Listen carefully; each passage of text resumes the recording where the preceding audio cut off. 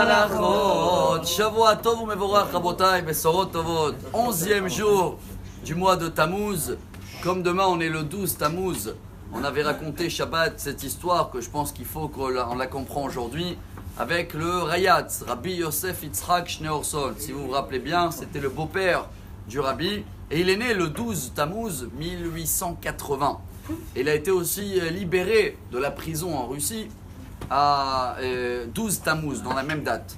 Et qu'est-ce qu'on peut apprendre de très très beau? Une des histoires qui raconte, et Shabbat on avait mis le point dessus parce qu'on vient de lire la paracha de Balak et Bilam, et il faut quand même qu'ils sont toujours là avec nous pour comprendre le message.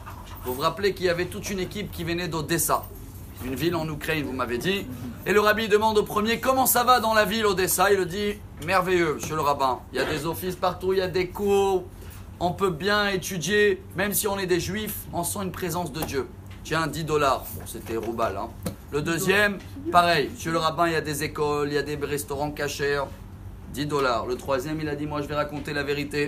Monsieur le rabbin, il y a des boîtes de nuit, il y a des problèmes, les gens ils sont pas mal habillés, manque de pudeur. Le rabbin il a donné $1. Il a dit c'est quoi ça?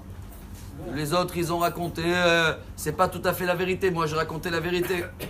Alors le rabbin il a dit, moi je sais très bien ce qui se passe là-bas, mais je voulais savoir toi dans quel côté de la ville tes pensées ils sont. Et où ils sont tes pensées? Il nous apprend le Baal Shem Tov et Rabbi Nachman de Breslev. Efo Amarchavot, Shamatanimtsa. Où tu penses, là-bas tu es. Chers amis, on a combien de secondes par jour? C'est simple, hein, 60 multiplié par 60 multiplié par 24 heures. 86 400.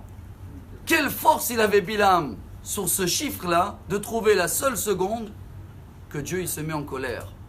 Quoi? Tu vois pas tous les restes, les 86 399 où tout va bien?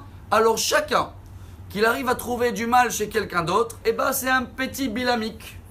Chacun qui ne voit pas autour de nous où on vit que Baruch Hashem, ça va bien, ou chaque personne qui est en face de moi, je pense qu'il a plus qu'une raison, laquelle je peux trouver qu'il a un mérite. Alors si on veut comprendre le message de cette paracha, chers amis, et qui va nous marquer le coup, chaque fois, avant qu'on va chercher le mal, on se rappelle que c'est Bilam.